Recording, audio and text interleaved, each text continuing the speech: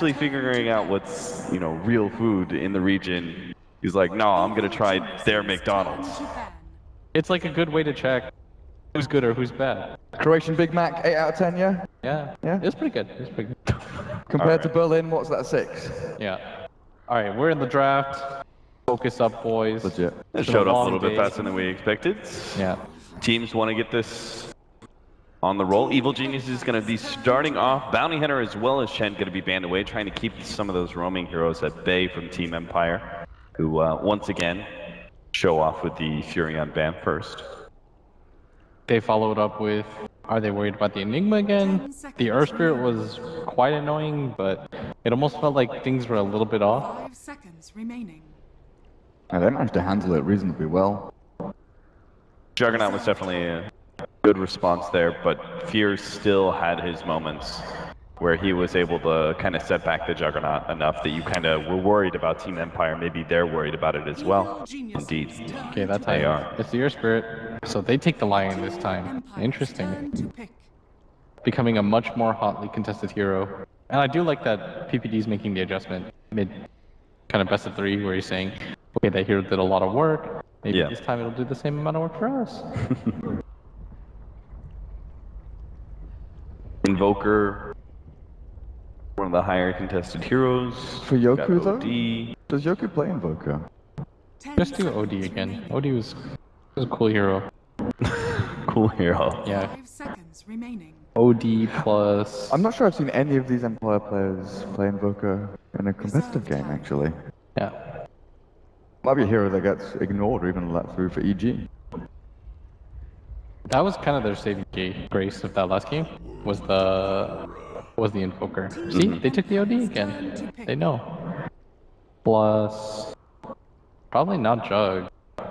They need a support hero right now. We're the tier 1s. Maybe even offlaner. Beastmaster again?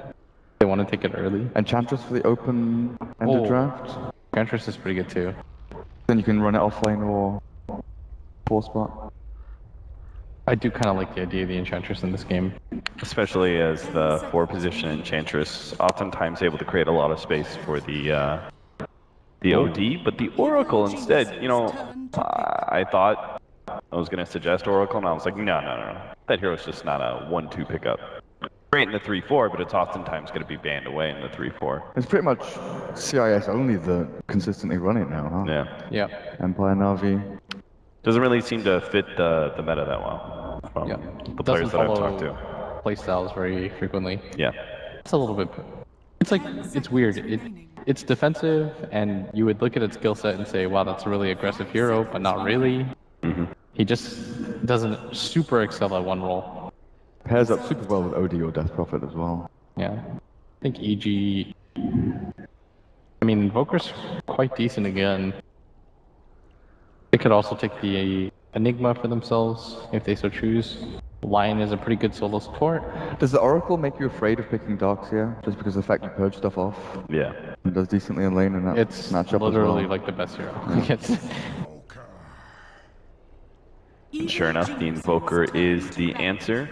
Yeah. I think even if they lost with it, it's still a good hero against OD. But I know a lot of people think that the OD works really well, but good Invoker players can make it work, as we saw in the last game. And you can play around with the Oracle a lot. I'm going to say Juggernaut As the ban? is an important ban, I think, for Evil Geniuses, because it works really well with Oracle. The healing wards with False Promise, right? Yeah. So they try and go on OD, he gets False Promise, Juggernaut lays down a healing ward, and I doubt you're going to be able to do enough damage to basically erase what is Juggernaut healing ward go up to? Max level. 5? I think it's 5. So double that, 10% heal per second. Not bad. That's pretty insane. Yeah. Austin, why are you laughing, man? That wasn't that funny. Giggle. Empire's turn to ban. They banned Jug though. You're right. You're right a lot lately. Turn to ban. Kind of sad. It's Me unnerving, going into actually. the host role. Yeah. Well, that's the thing, because, you know, we come onto the panel and he's just like grinning to himself. We've got no idea what's going on. You're just standing there. You look so happy and boyish. And it scares me when you come out with intelligent stuff like that. 10 Yeah. seconds remaining. You should beware.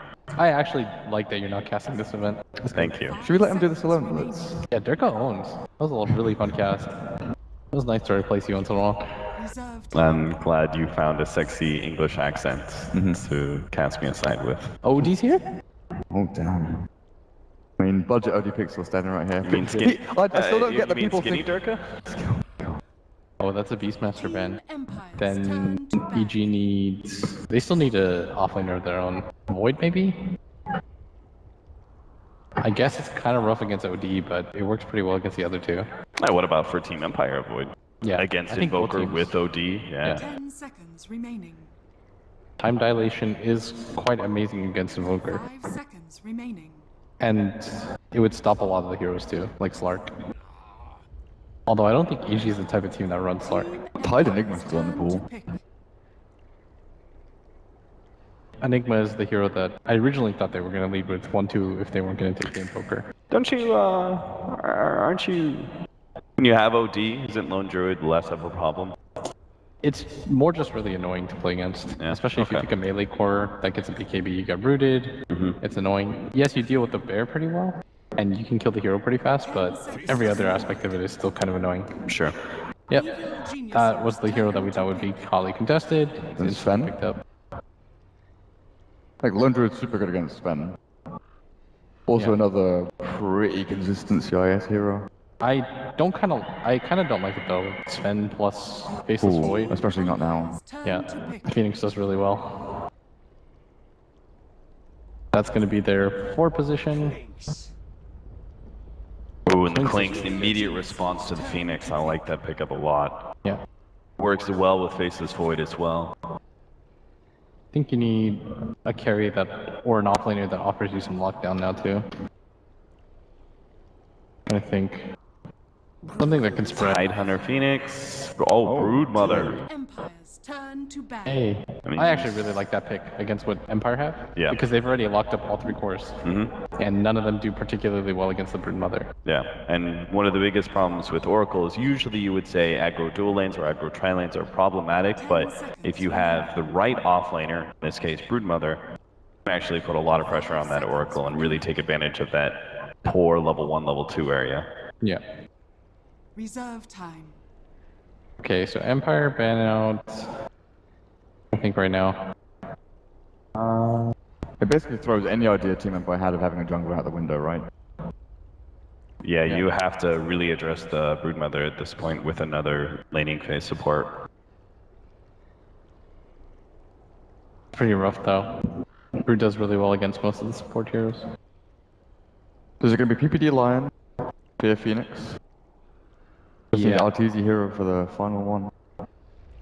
Still think Ursa has some merit. Can get on top. Maybe it has some issues just getting kited against this lineup, I guess. Yeah, OD's rough. Sven would have been really good. Oracle's pretty good against him as well because he's such a Yeah. first hero, False Promise, as well as the disable Fate's Edict is strong. I'm trying to think right now what heroes do pretty well here. Because we also have to fit in a hero that works for that they've run in the past, right? Maybe they do something like Lycan, 5 seconds. get an early Necro book, make it. Oh, Lycan Broodmother.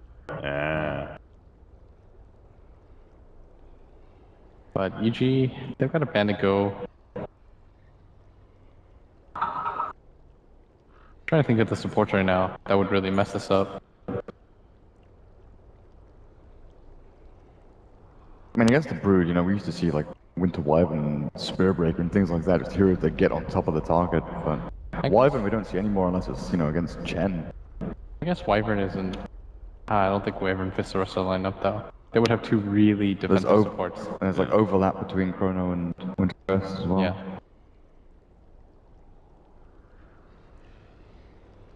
That's the best thing about picking a Brood in a situation when somebody takes off 3 cores. That's why a lot of people, they'll leave their 1 position to the end so that they can make these kinds of adjustments. Is Witch Doctor okay enough to go in this laning phase knowing that you have Faceless Void combo that can work in the mid game? I don't think so. I feel like Broodmother just runs you down as soon as you throw the cask. And Right. it's almost useless against Brood. Spearbreaker's a pretty good hero to take out, not only against the Broodmother, you know, charge into the dust, but against Team Empire as well. I love the Mad Cow. Spearbreaker would have been pretty good actually. 10 seconds And remaining. if that was the Crystal only option, Maiden. if that's like the only option we can really think of that's the best one, Empire, options limited. Hey, options are super limited. Unless there's something I'm just not seeing. It's a lot easier when I can see the hero list. Yeah. And then I can kind of just like cobble something together, but right now it's a little bit difficult. Do something wonky. Pull a Team Liquid, pick up Elder Titan.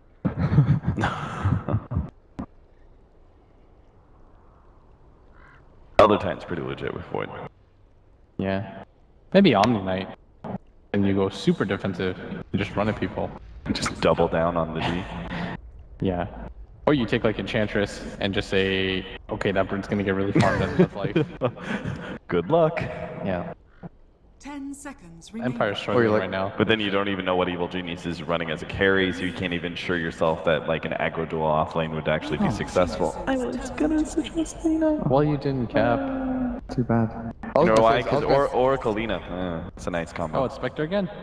All right. Evil Geniuses with a repeat performance of the Spectre. See whether or not they can actually push this to a game number 3 of Empire, or if, like Secret, they're going to be out of this tournament nice and early. Our predictions, gentlemen? I think Evil Geniuses... Last time I thought the draft was pretty even, but I thought that EG would get the push because they're the better team. But this time I feel like the last pick Brood really kind of throws a wrench into Team Empire's plans. Okay. I think if Empire can deal with the Brood, again, it's one of these situations where, you know, there's the caveat.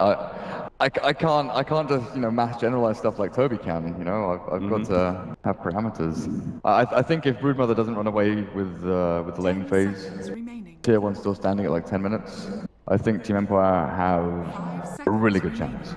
All right, well, that's definitely a tall order. We'll see whether or not Team Empire is the team up to the task to stop this Broodmother. Game number 2 is now here with Toby Wan and Milk. Prepare for battle. Thank you very much, Capitalist. As yes, I'm Toby One. I am joined by Melk for EG versus Team Empire, game number 2 of this best of 3 in our last quarterfinal of the day. Melk, let me get your general opinion of the draft. So if I'm Empire right now, I'm shaking my pants, right? This Broodmother, they have not managed to find the obvious counter for. Theoretically, they already lost the game. Let's be optimistic, though. Well, That's a great generalization, man. exactly. As I say that, though, when I say let's be optimistic, I'm about to point out even more great things about EG's lineup. One thing that surprises me throughout this tournament is that we haven't seen the support Phoenix being picked up. But this is really some of the craziest stuff you're gonna see in Dota the next couple of weeks and months, unless there's a patch coming. Sunray Phoenix is so strong. It is actually ridiculous. It is plain silly, and you're gonna see Fear put on a show now. Are you talking like straight by level 7 he's gonna have 4 points up in Sunray? He very well could, yeah. I think so. It's that strong. It's actually ridiculous. It's time for rune contests. Obviously, because Team Empire, they got a Void versus a Broodmother up on the top, but we watched the bottom lane. Sumail gets knocked on, and now in comes that Sunray. Look for that early damage. The Oracle's taking way too much. Evil Genius's PPD will spill the first blood. And I hate to tell you too, Faceless Void actually got the bounty rune up on top. So this time around, it will be Team Empire that will take both bounty runes, even though they give first blood to EG. It's debatable who came out on top. I mean, it's close, really. When you get both bounty runes, it might even be worth it. Especially because it's the Oracle dying, right? So it's an aggressive tri-lane from Empire. Okay. This is gonna make life a living hell for Faceless Void. Without a full PMS, he's just got the Stout Shield. He's gonna get harassed so heavily by this Broodmother. And it also means that Universe are gonna have it's not uncontested farm, but he's gonna get a hell of a lot more, and that Soul Ring is gonna come at a very quick time. Ghostic doing a good job at annoying Universe, so 3 consecutive denies up against him. He's gonna buy the Yoker? He's going to imprison to reposition himself. He's out of orb attacks, however, and, well, there's a lot of negative armor. Is that enough damage with the last hit? No, Fairy Fire. Sumail barely keeps himself alive. But this is pushing Sumail out of the lane, and all he's got is tangos. He doesn't actually have a salve. He already ferried that one out to himself before. And this means that Yoku gets a lot of space in lane. In fact, if you look at the CS across the board, obviously this top lane is going to be very, very different later on. But there's a lot of denies. Like you said, Ghostix, like he's already managed to find 4. Even the off lane, FN's managed to find 4 as well. Arteezy is currently sitting on 1 CS. I think the one of the weaknesses of Lion, one reason for why it wasn't very popular in most metas was the fact that it's very, very bad against tri-lanes. It doesn't level fast enough, basically, and you don't get anything out of Hex. And now even with the pull on the side, it's actually into a stack camp as well, so they're looking to deny it as much as they can, force out of movement, and PPD's going to oblige. Aloha Dance with a follow-up light strike array, he's got a double damage route as well, so the damage is very heavy into PPD. Those searing arrows of Clinks not even actually leveling up strafe. He went for Skeleton Walk next level and another light strike array. Aloha Dance, the attack is going to fly the fortune, then he brings him straight back again. Oracle will find the kill on Arteezy as well. Can they actually claim all 3? No, they can't. They're bringing down tree lines non-stop with that last strike array of the Lina, but the stun's there from PPD, and Aloha Dance, well, nothing will save him there. They knew he was gone. This is what you gotta really appreciate from the Russian teams. They are not afraid of going aggressive tri-lanes, regardless of how iffy it might look on paper. I mean, this one is great, though. It's 3 ranged heroes, one of which can set it up for the Lina, and then a ton of damage output early on from the Klings. Probably one of the carries that has the best ability to dish out a lot of damage through auto attacks early on with the searing arrows. So it's impossible for EG to actually fight up against this lane because Spectre isn't very good. This was ballsy for him to stay here. The imprisonment, Aloha Dance will come in. That Sunstrike is well on the dot. This time around, in game 1, well, Samal missed. He had a full game to get used to it. Yeah. So the timing wasn't off this time around. But he hung around like a long time. Like I wasn't expecting Yoku to stay there. And then Fear just like swings himself in for a Sunray initiation damage. Hello bottom lane. He's again just contesting the pull, however. So Ghostic doing a great job on top lane. He's actually leading the CS board right now. He's 19 for 7. The funny thing is though, that's gonna be a lot of Spiderlings he's managed to pick up. Primarily because if you look at the difference in net worth, like Broodmother's just ahead. That's a good point. I say that actually now they're neck and neck. Oh, this movement into mid. This is another thing which we didn't really touch on. It's the combinations that come out from Team Empire. So you understand that obviously, like, the Lina was picked up to help deal with the Broodmother. She's good with clearance, with the early points up in Dragon Slave. Yeah, but she's also a great combo with the OD. Exactly, that's the double setup for her in both the Oracle and the OD. And the OD with the 4-second imprisonment can always get a hero into position, but Samel read that movement pretty well. Like, obviously they have an Observer Ward too, so they saw the rotation of Aloha. But there is going to be other opportunities for kills, especially now that Faces Void has that Chronosphere. But what do you need to rotate to top lane? Like, you need to start, like, shutting down Universe, if possible. Or at least slowing him down. So if you can get that Chrono on Universe, who else needs to be here? Does Aloha Dance actually have enough damage to ensure the kill on Universe? No, not with the PMS. There's no way they kill him. So then they need something else. Like, at this point, I think they just need to try and defend the tier 1. That's all they can do. Dire's top tower. Everything else is wasted effort. On these, you know, he's on the tower getting hit by it. And PPD is already up here. Then maybe you can do something about the positioning. Teasy? Just harassing into the Clinks. He's still fighting for as much CS as possible. He's managed to grab 19 now. Top lane, well, there's that Chronosphere and the rotations. Oracle's there, and Universe will drop. So they do catch out Universe as he comes just a little bit too close to that tier 1 tower. Giving Team Empire the information they required. Looks like they also burn a dust charge there from Aloha. Are they gonna get Yoki now? With a follow-up stun, maybe. He's still got a defensive imprisonment. Here comes in. There's going to be a little bit of help coming in from Oracle, so that damage onto the OD is still going to be enough. Damn, that Firefly does some good work. PPD with a follow-up stun, but a double stun as well from Aloha. He's got that slave. They find the kill thanks to the extra nuke coming in from Oracle. They end up just getting like trade-offs across the board. Still a worthwhile trade for EG. Phoenix for an OD. Forcing back both supports from Empire back to heal. Whereas Fear will be able to immediately TP down. He's not going to be able to do much against the Clinks though. Like, the cost of going this Sunray... Oh, okay, he has a... That could work. Yep. That could work very well. Sunray, oh, and the Sunstrike. The combination of the star. Did not see that dust of appearance on him. Oh. That's a fresh one coming in on Fear. So something they could do against the Clinks. Is this also now time for rotation? Do you move the Faceless Void down to that bottom lane? No, I don't think Clinks can actually do anything up against the Brood. What Void can do is, because he has this PMS and now a Morbid Mask, he can stand up against the Broodlings, and whenever he takes too much damage within a short amount of time, you know, he just uses Time Walk. Yeah. So he can deal with still deal with the sustained damage as well as the burst damage. It's far from ideal, but it's better than putting a Clinks up there. Yeah. Well, unless they're going to sentry the living crap out of that top lane. Even then, the Brood can just run around, stand in the trees, which he's actually doing right now. He doesn't want to get ganged up again. The Lina is moving up. Chrono should be up again. 5 seconds. It's also easy money as well for Aloha.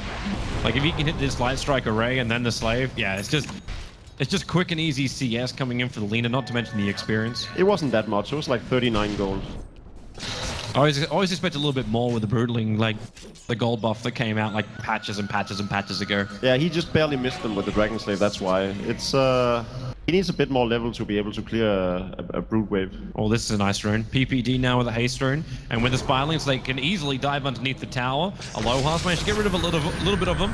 PPD, there's your Sunstrike, and they can't actually finish off Aloha Dance, as those Spirelings just can't reach him. Now they can, as time is now resumed, but PPD nuked down by the Oracle.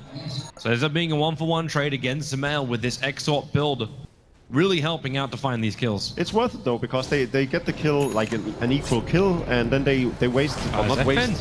Dead. They're going to go for the dust again. Okay, Halos of Searing Arrows. Spear's going to drop FN. The Sunstrike is too far away because he just TP'd himself away to safety, all the way back to base. He would have died on that last hit. That the animation actually went through, but the actual damage did not.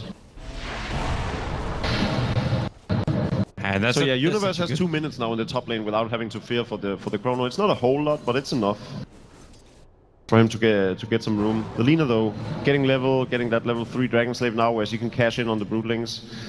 So they'll probably just leave her up there against the Brood. EG's rotating again. They're going to 2-man smoke move with PPD as well as Spear. And PPD smoke's going to break. Oracle comes in. The Observe Ward is placed. And, well, Oracle continues to walk into PPD. Again, this Sunstrike. They just need a setup stun. And everything else just takes care of itself. That OD almost actually reached him for a defensive imprisonment. Yeah, and by this time, Sumail is so far ahead of the OD. He has the Midas, a Bracer, 700 gold, whereas OD just got his power threads and a bottle. It's to be expected with all the pressure they've put on the middle lane, though. Ghostic actually shows himself on bottom. They're going to try and gank up on the top lane. Now, this should be easily read by Universe. He really wants this tier 1 tower, and that could bait him to stay out just a little bit longer. Aloha. Dust on the Clinks. Yep. They can get the reveal, but there's a lot of Spirelings also right behind him. And with the stun, it's way too far off from Aloha. Dance with the Spireling army, the spawn Spirelings being pumped into Aloha. They're going to find the kill. A Slave is not enough to get rid of that big army of spiders. Condolences. That's when you go all in and try to land the stun and it fails. That's when Brood turns around. They rotate back into mid. Now the Sentry Ward is placed and it's realized that Observe Ward is up.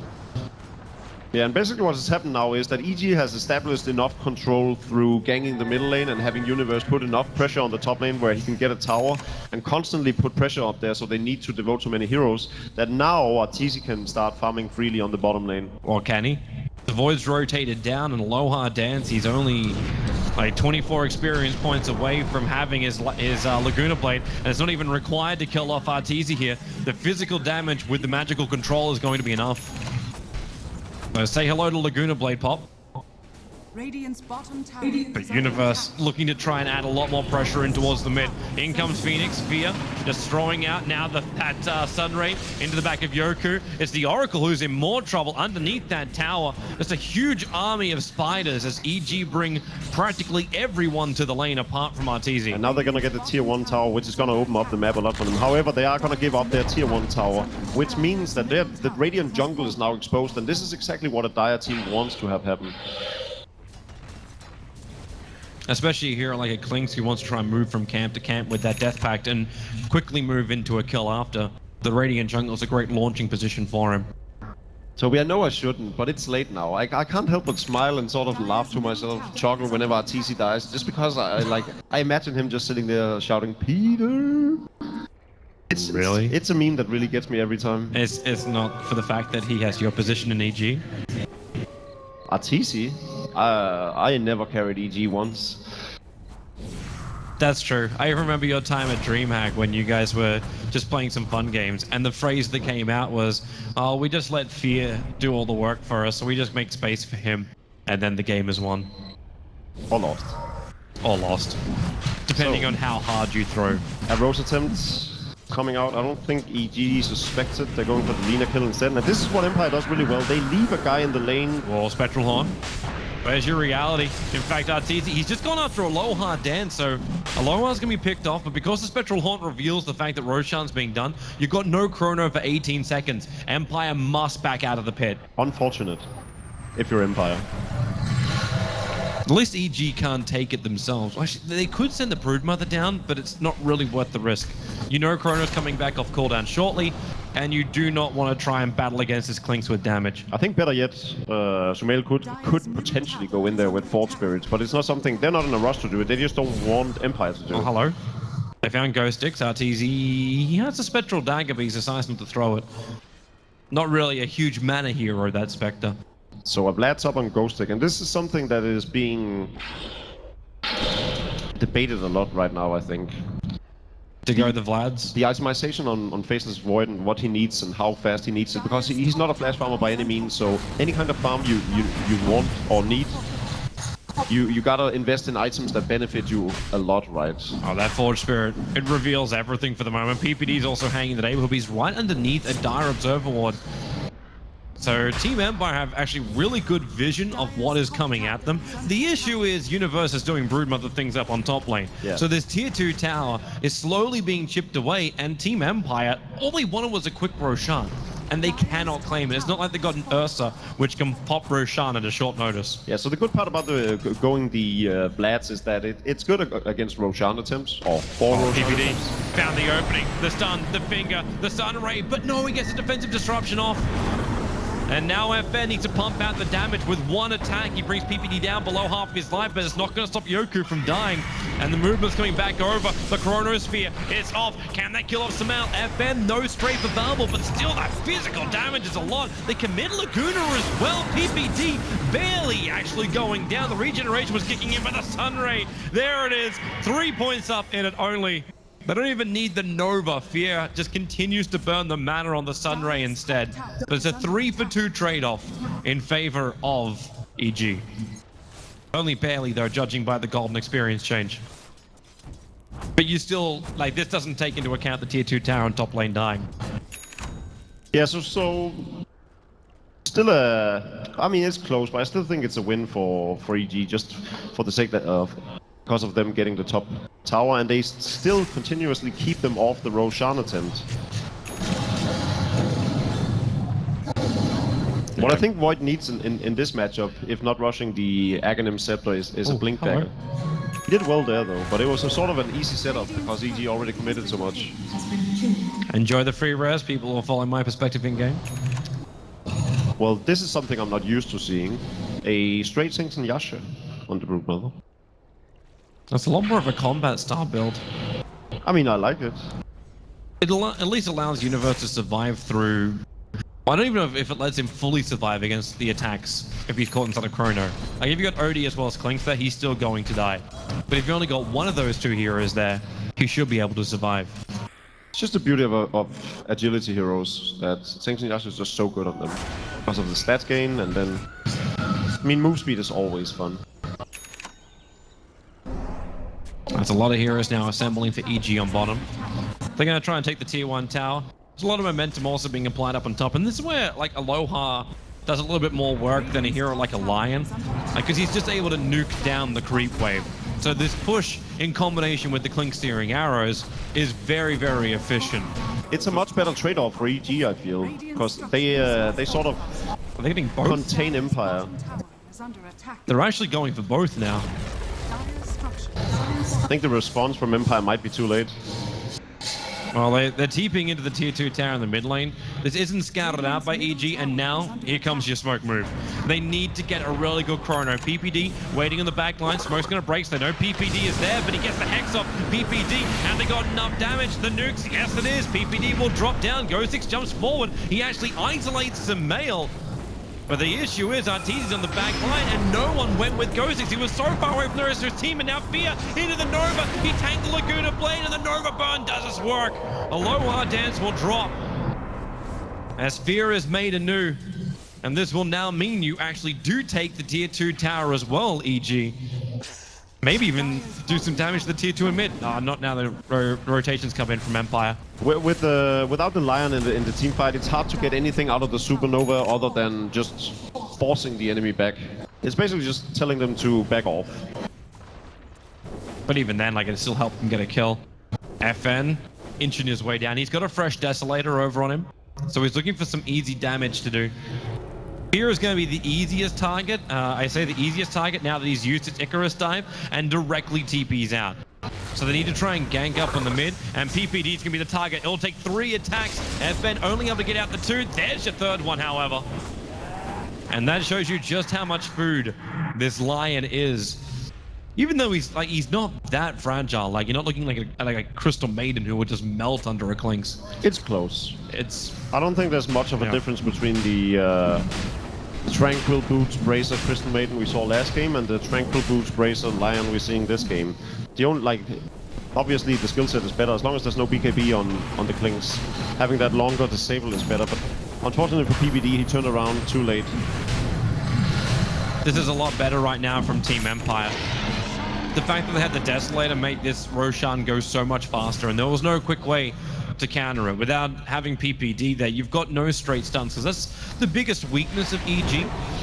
Like, the Phoenix isn't obviously a stunner, neither is the Broodmother, neither is the Spectre. The Invoker's got a couple up his sleeve, but you primarily rely on PPD. So once he's gone, Team Empire are going to feel a lot more comfortable to do whatever the hell they want in the fights, especially now they've got 2 Blink Daggers for positioning.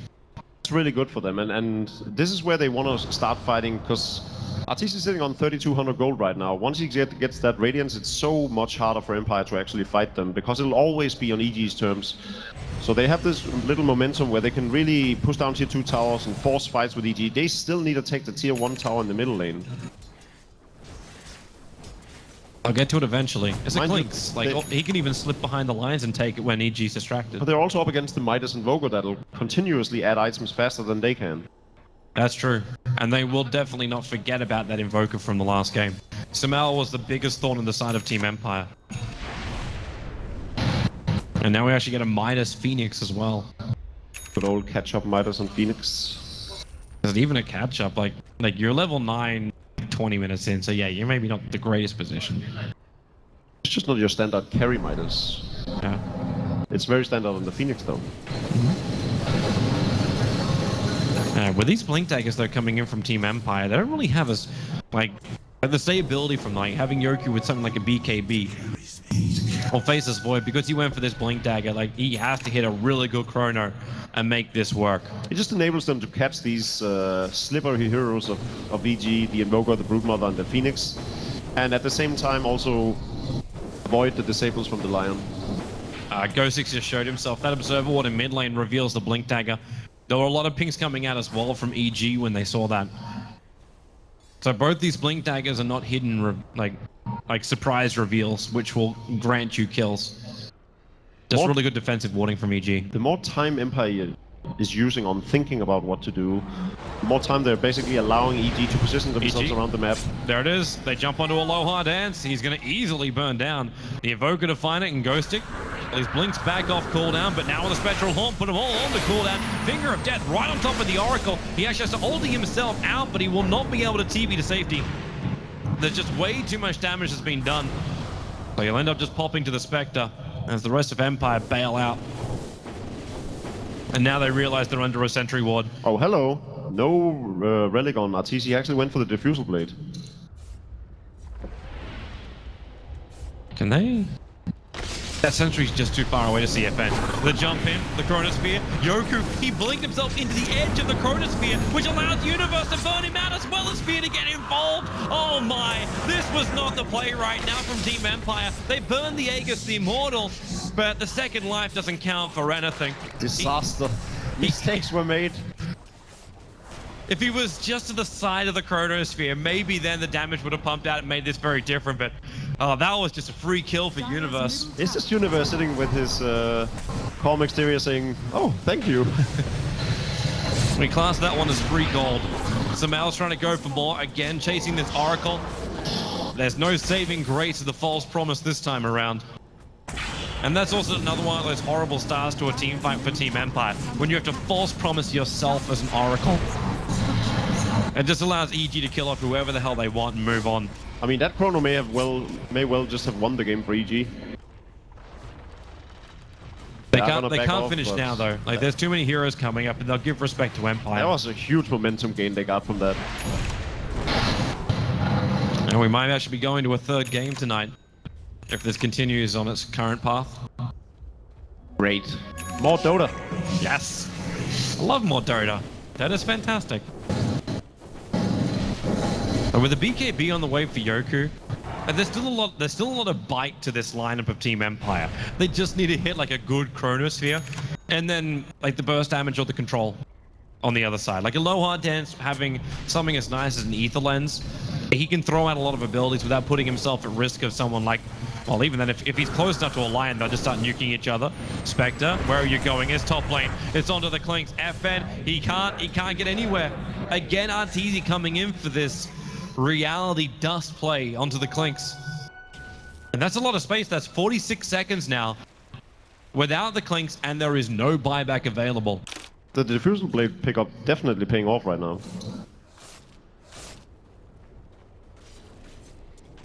How do you even escape from it? Especially when like a Desolator first, there's no BKB to help you out. You gotta have Oracle around you, but then Oracle is gonna die. Universe, having picked up that Black King bar, I don't really see how they're gonna, well, you know, Chrono and Clinks will still deal with him, I guess. Speaking of which, Fresh Web went down right in front of Ghostix. He realizes that's not the place he wants to go into. And that's a Sentry Ward as well. There was a Sentry Ward as well. Very quickly dewarded. So Team Empire on full defense duty. All the royalties are up, so it's EG who have to come into the perilous zone. They really want to pick off before they go high ground. Sumail isn't really playing on the dire half of things. He's just ready with the Sunstrike whenever needed. He found out the Aghanim Scepter now, sitting on close to 2,000 gold. He's gonna go for the Boots of Travel afterwards. Here comes PPD. Invis Rune right in front of Yoki. Starts off with the Hex, follow up into the stun, but it's a good Chronosphere. Catching out 3. The Sunstrike still on its way with a deafening blast. It's really disrupting Team Empire, but they've already managed to find 2 kills. And can they get away? Aloha Dance, he's just being hunted down by this Spectre. Now looking over for Yoku. Universe all over him like an infestation. Ghostix runs back up inside. The ice wall is down. It's a double kill for Universe. This Team Empire, they're losing hero after hero. There's one more defusal charge if Arteezy wants to use it, but they remember this is objective-based Dota coming for that tier 3 tower. BKB is now done, however, for FN. He's got Strafe available, as well as having that Death Pact. So he's got some nice damage. The problem is, they need to have the control to go with it. So they jump themselves in, they look for the kill over on Universe, but the Tornado perfectly there from Smell. Now FN will get his BKB off, but the damage, oh, nice light strike array. Arteezy held in position for so long, and it will be long enough. He'll go down. Universe is still dealing with this mid lane. They've taken out the melee racks, but it's forcing FN not to chase and just be on the defense job. It's a very expensive defense, and they still end up losing the melee racks. Universe gets the dieback kill on Lina, so they get the Spectre, but EG got what they came for. Big win for EG.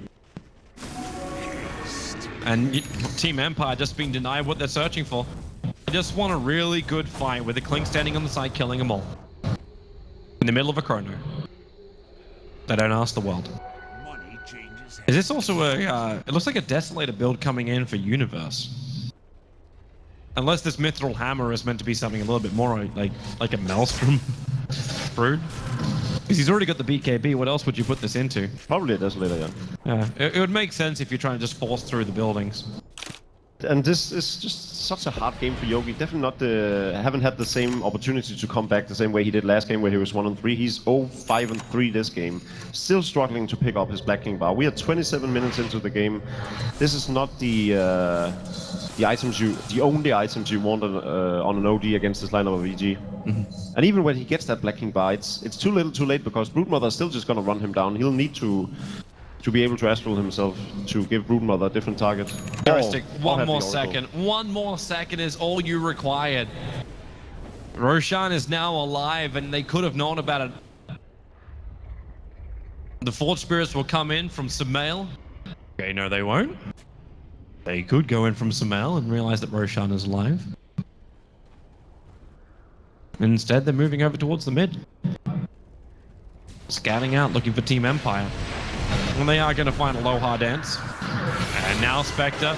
And when you got the Force Spirits, which have already removed by like 4 armor. Oh, that Oracle. You're right. He can try and save one hero, but he guarantees dies for it. Arteezy trying to go for the mana dodge on Laguna, but the Sunray is doing some work, but so is Ghostix. They already managed to find 1 kill over on Sumail, but the BKBs are triggering out. FN, one more attack. He'll find the kill on PPD, but he loses his life. The buyback has to come out right now from the Clinks. They need the defense.